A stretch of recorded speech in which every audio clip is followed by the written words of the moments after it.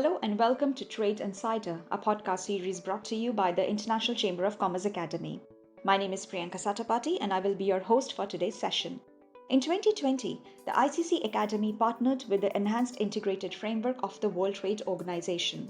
The objective was to equip financial institutions with the knowledge and practical skills needed to provide trade finance services to SMEs and safeguard the livelihoods of millions of workers in these developed countries.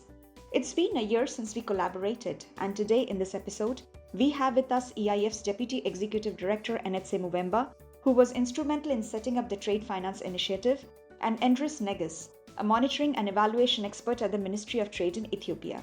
As part of the WTO's capacity building initiative, Endris completed the ICC Academy's Global Trade Certificate last year in September and has since then identified opportunities to incorporate trade finance issues into his work at the Ministry of Trade.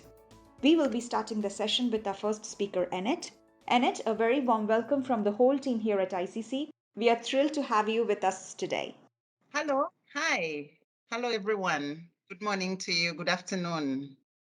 Can you talk us through the trade landscape and how the pandemic has affected the livelihood of people in the least developed countries? Thank you very much. Really important question to talk about. In 2020, LDC economies suffered the strongest economic shock in several decades due to the COVID-19 crisis, significantly setting back and in some cases reversing their progress towards reaching development goals. The pandemic is expected to lead to the worst LDC economic performance in 30 years, as 43 out of 47 LDCs are forecast to experience a fall in their average income levels in 2020. Upon the onset of COVID-19, the ability to trade and contribute to national LDC economies was severely hampered in several ways. Borders closed to trade and tourism, and business for small enterprises decreased significantly. Local and foreign investment also reduced dramatically throughout 2020. LDCs are now facing a rapid depletion of their foreign reserves, and their financial institutions are facing a shortage of liquidity. The impact of this world economic recession on LDC economies has been very, very severe. This is the deepest economic downturn the world is undergoing since the Great Depression of the 1930s. The downturn has brought about a sharp shrinking in the external demand for LDC goods and services, depressed the prices of their main exports, and caused a slump in inflows of external resources. The persistence of this situation could lead LDCs to further drift away from global value chains and to be left out of international trade systems. The pandemic is also expected to worsen economic inequalities within countries for years to come, both vertical and horizontal, by disrupting the employment of low-skilled labor more severely, slowing down remittance flows, and limiting employment prospects for less educated workers across the LDCs.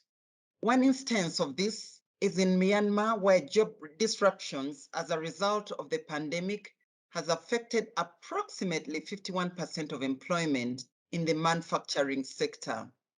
These economic impacts also have huge knock-on effects for the livelihoods of people in the LDCs. And according to a research by UNCTAD, extreme poverty in LDCs is likely to rise to 35% as a result of the COVID-19 crisis. I hope you've had a chance to look at the 2021 UNCTAD LDC report, and it says that between 2021 and 2030, the LDCs require investments of up to 462 billion annually to meet the growth target, SDG 8.1. They will also need 485 US dollars billions annually to eradicate extreme poverty, and that is SDG 1.1, and over 1,051 billion annually to double the manufacturing share of GDP. This would translate into a GDP growth requirement of 9% per year to eradicate extreme poverty by 2030, or alternatively, a much higher annual growth rate of 20% to achieve structural transformation. Looking forward, the 2020s will be a crucial decade for the development of LDCs. These countries may spend the coming years just trying to recover from COVID-19 shocks, and eventually will achieve little real progress on the SDGs during the 2020s. This underscores the need for decisive action to counter the risks of what is being described as a possible, and I quote, lost decade. Many LDCs faced severe challenges to their trading capacity even prior to the pandemic. For instance, those LDCs that are affected by conflicts are burdened with specific barriers to business operation that stifle economic development. Several of the LDCs where the EIF works are fragile or conflict-affected states. And I can give some examples of these. In Chad, in Sudan, in Myanmar, doing business, starting, operating, and expanding a farm is very challenging amid fragility and conflict. Market challenges are often similar to those in other emerging markets, except that they are made worse by conflict. Shortages of labor, skills, and capital are compounded by a lack of modern infrastructure, regulatory inadequacies, and low demand. In addition, traders in these countries face much greater business risks than those in other LDCs, such as supply chain disruptions, deaths and injuries, and weak state control. I hope that responds to that question. Now that you have mentioned Annette, I was going through the United Nations Conference on Trade and Development, the UNCTAD report on the COVID 19 crisis. And it clearly states that due to the pandemic, the LDCs will not meet the goal of doubling their share of world trade, and the crisis will drive an additional 32 million people into absolute poverty. I know the scenario looks very bleak and depressing, but the report also suggests that the only way forward is having a new generation of international support measures to enable LDCs pursue different development paths. I would like you to share how is the enhanced integrated framework assisting the LDCs to use trade as an engine for development and poverty reduction. Thank you very much. Yes, indeed, as you describe the scenario, the situation is very bleak and really calls for action. And I'll speak very briefly about what the EIF does. The EIF is a partnership of 51 countries, of which 46 are least developed, 24 donors, and 8 partner states. And we work closely with governments, development organizations, the civil society, and academia towards supporting countries to integrate better into the global economy. Together, we leverage our collective know-how to help the LDCs to further engage in and integrate into the global trading system. Of the 51 countries, 5 have recently graduated across Africa, Asia, and the Americas, as well as the Pacific. And we work around 2 main areas. The first one is we create the enabling policy and regulatory environments through providing institutional support, and we focus on improving the trading infrastructure of LDCs through strengthening trade-related policies and regulations while ensuring that they are conducive for inclusive and sustainable growth. The second strand of our work is to build human capacity and productive capacity support. We build this capacity so that countries can improve participation of trade through their strategic value chains for increased connectivity to markets. Along these 2 categories, we also fund analytical work on the trade environment of LDCs to help them understand where the capacities lie, where the constraints lie, and what kind of support is needed to address these constraints. The EIF's project portfolio covers a range of important themes that remain central to ensuring development of LDCs is both sustainable and inclusive. This includes projects that are specifically focused on strengthening e-commerce, the economic empowerment of women and youth, micro, small, and medium enterprises, as well as climate resilience. I'll give a few highlights of the countries, of the key results that we have achieved. Since 2016, the EIF has invested up to $90 million across 143 projects, including about 100 projects that are currently being implemented. To date, 44 trade and investment related policies have been formulated or updated in the various countries where we work. We have also worked to develop the skills of men and women in LDCs to enable their participation in national and international trade agenda. Over 37,000 people from government, the private sector, and EIF and civil society have attended EIF training events, and more than 40% of those being women. I'll give one recent example of our work in the Solomon Islands. Agriculture is the single largest contributor to the Solomon Islands economy. The EIF has been working with the government on a 4-year project that is helping independent subsistence farmers to better understand how to work together to form an MSME that can increase production and get products to domestic and international markets. In 2020, 13 training sessions were held. And this is just one example. There are many other examples in the countries where we work. The EIF has also supported over 13,000 MSMEs across 44 LDCs, and this has included support to small businesses, for example, in Benin, concerning access to finance, training for MSMEs in Mauritania in adding value to fruit juice production, and supporting market linkages for businesses in Togo. Recently, we celebrated 2 years of an initiative, Empower Women Power Trade, which is focused on creating economic opportunities for women entrepreneurs and traders across the LDCs.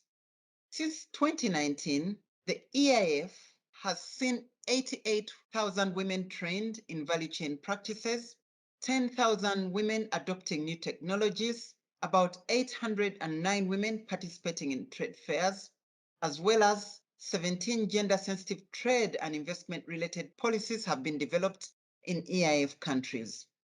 I'll give a few more examples here. In Burkina Faso, the initiative has helped create 200 jobs for young women.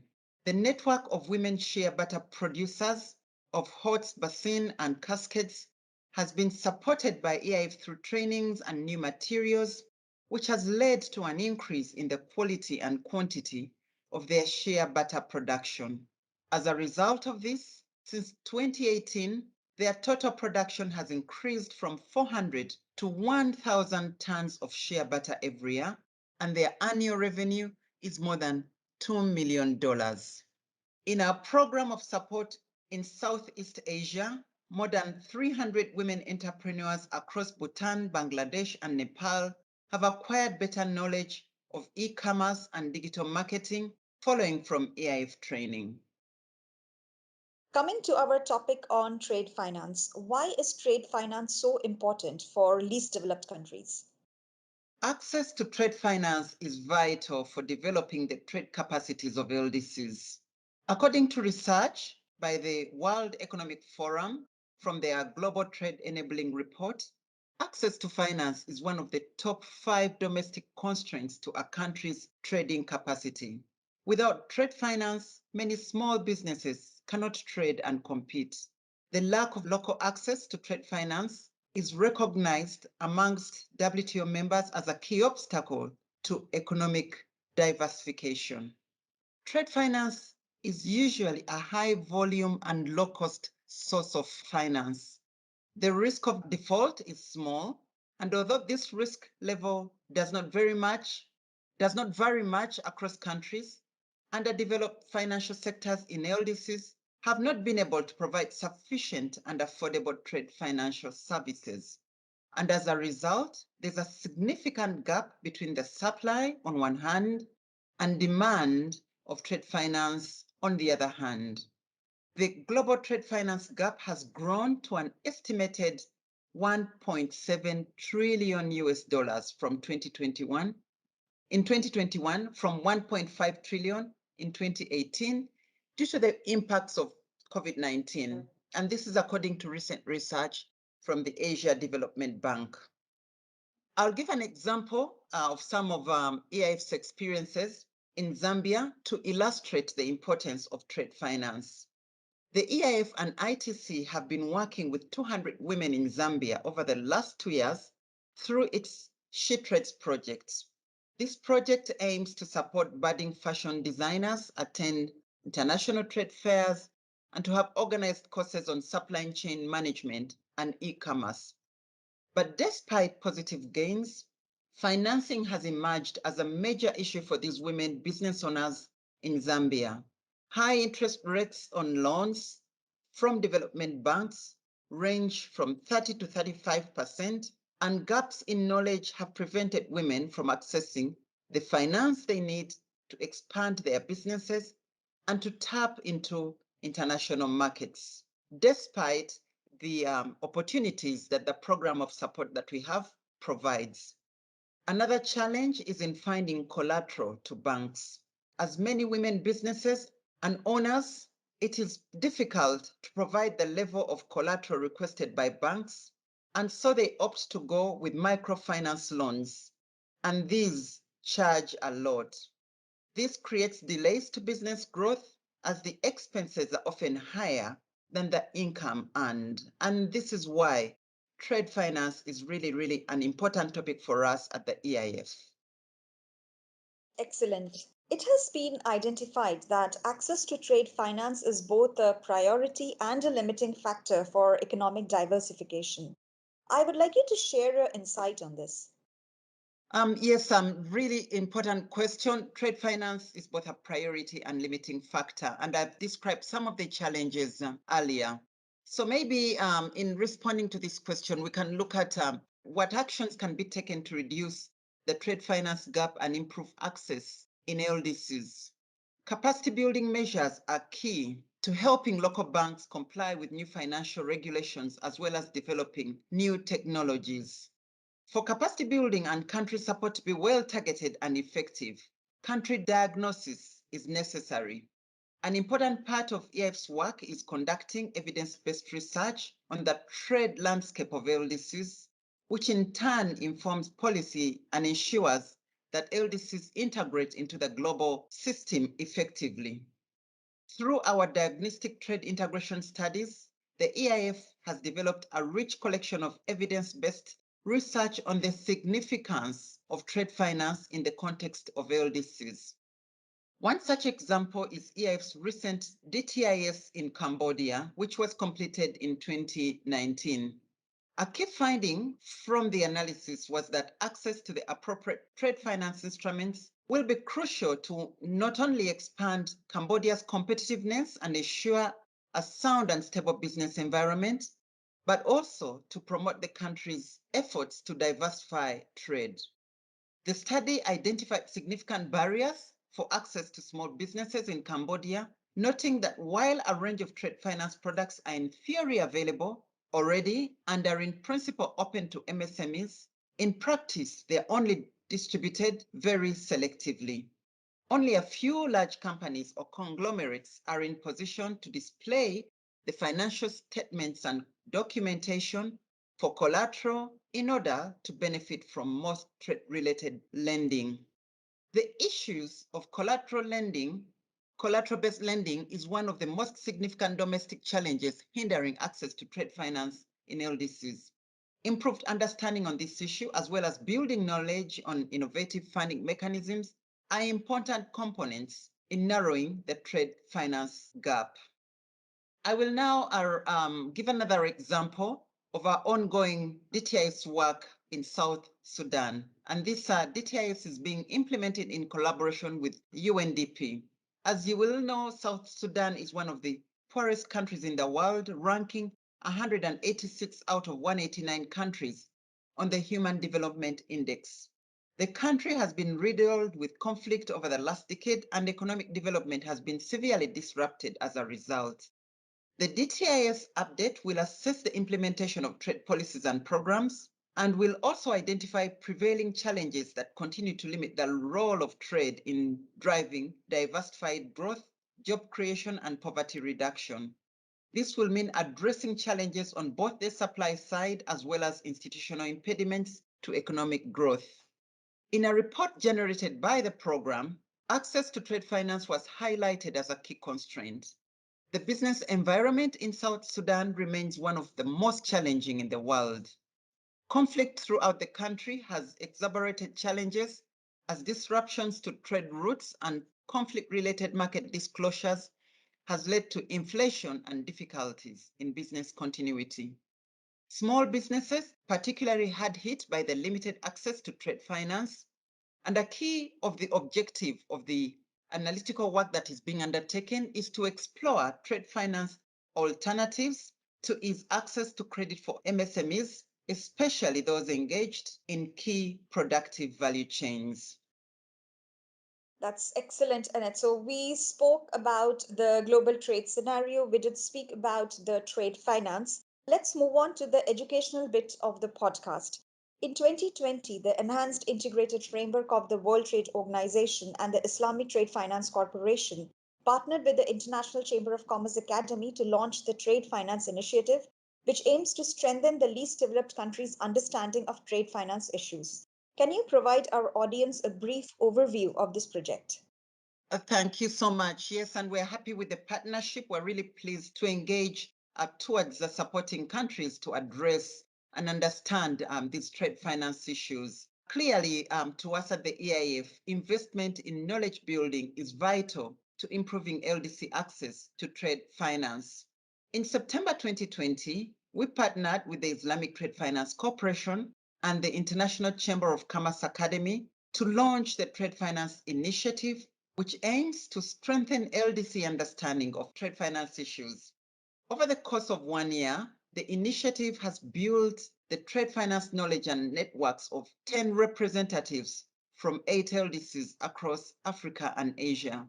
The participants come from a background of trade and development, working as economists at their country's ministries of trade or within a development bank, such as Rwanda Development Bank. The central component of the initiative has been the completion of the Global Trade Certificate provided by the ICC Academy. Through this industry-validated professional certification, the participants develop their technical knowledge of issues such as supply chain finance, risk distribution, and cross-border trade. The ultimate objective of the course was to develop participants' skills to deliver and process trade finance solutions.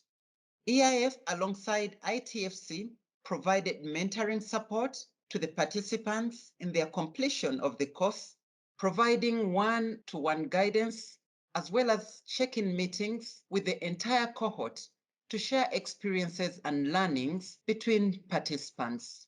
Now that the participants have completed the Global Trade Certificate, we will continue to engage with them on their plans to develop trade finance mechanisms in their ministries of trade or development banks moving forward. Thank you. Thank you, Annette. This conversation has been really interesting to learn about the programs being developed and actioned by EIF to reduce the trade finance gap and improve the access of the same to LDCs. An important enabler of any project are the people who help fulfill the objectives being set out and achieve the targets. Here, I would like to introduce Endris Negus, a monitoring and evaluation expert at the Ministry of Trade Ethiopia and also one of our trade finance graduates. Endris has completed the ICC Academy's Global Trade Certificate in September this year and has since identified opportunities to incorporate trade finance issues into his work at the Ministry of Trade. He is a very experienced economist who will be explaining to us today as to why trade finance is a subject of such importance in Ethiopia. Endris, thank you for joining the session today. How have you been? Thank you so much for your kind words. I have been doing great. Thank you again. Andres, Annette has already talked us through the pandemic crisis and the actions being taken by EIF to counter the risks of what is being described as a possible lost decade. You're working at the Ministry of Trade and have recently completed our Global Trade Certificate program. Can you tell us how are you planning to implement the trade finance knowledge gained from the course to your day-to-day work so as to fill in the trade finance gap for SMEs? Thank you. First of all, I would like to thank the IIF, the Islamic Trade Finance Corporation, and the International Chamber of Commerce Academy for supporting us to participate in this important GTC program. I also want to thank you for giving me this opportunity to reflect my views on the program. Yes, as the Deputy Executive Director of AIF, Annette, has mentioned, it is very true that there is a significant gap between the supply and demand of trade finance in LDCs.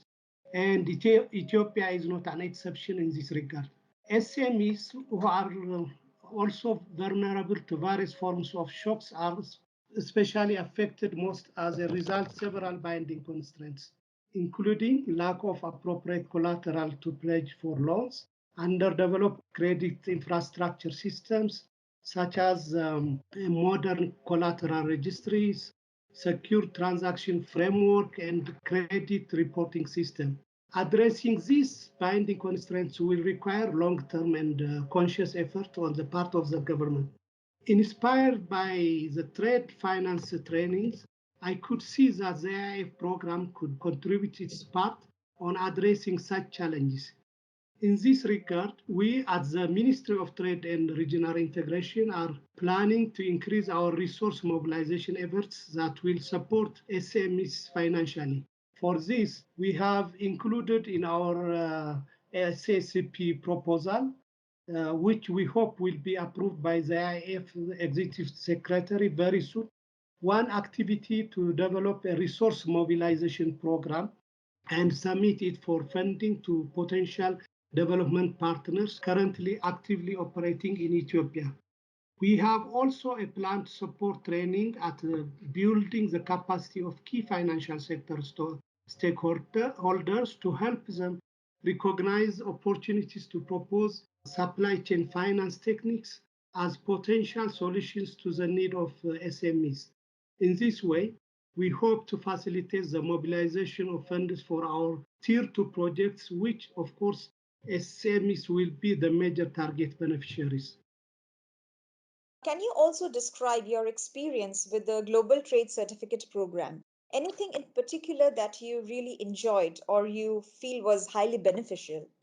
Yeah, first and foremost, since the program was tailor-made, I found it to be practical and relevant for my current job. Especially the course on supply chain finance was very interesting as it helped me to recognize that it is an emerging proposition in the financing of international commerce, which covers the majority of global trade flows. Secondly, the course structure was also incredible. It included quiz questions, video lectures, and transaction flow diagrams to help us grasp key concepts easily. Since we were privileged to complete the course over a long period of time, within almost one solid year, we were not stressed and we were able to complete the program without being demanded to exert additional efforts or to compromise our regular jobs. Last but not least, the level of commitment of the IF team who were coordinating the program, mentoring us, monitoring our progress, and giving feedback, and who facilitated discussion among ourselves throughout the duration of the program has motivated and inspired us to complete the program within the stipulated time framework and get the maximum benefit out of it. Any advice on why upskilling is important to keep pace with the ever evolving global trade landscape? Ethiopia is on the verge of completing the WTO accession process and it has started implementing the various regional trade integration agreements.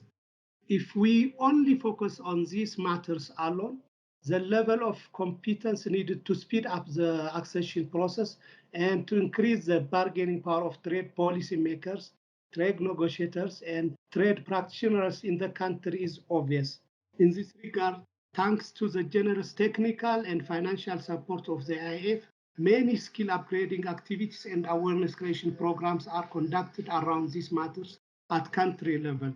However, given the limited capacity we have at country level and the demanding nature of the task I mentioned above, the demand for skill upgrading, both in quantity and quality, is very huge. I therefore kindly request and encourage the AIF and other development partners to focus more on working towards contributing their part to bridging this huge gap. And for the skill upgrading to be sustainable and more beneficiary to the country, I would also like to use this opportunity to appeal to the IF and our development partners to increase their commitments towards increasing their support to make the programs more systematic, continuous, and broad-based. Finally, taking my personal experience in the trade finance certification program, I would reiterate that despite being an introductory level, I found all the courses included in the program to be very practical and relevant for my job. However, needless to say, a more advanced course could have benefited us more. Thank you very much, Annette and Endris, for taking the time to record the session with us today. Trade Insider listeners, if you would like to gain a comprehensive understanding of the key trade finance products, techniques, and compliance issues, enroll into a professional trade finance qualification, the Global Trade Certificate, and the Certified Trade Finance Professional programs. And if you're keen on keeping up with all the changes that is happening within the global trade industry, do sign up for our monthly newsletter. The subscription link is available on our website, icc.academy. Thank you and have a good day.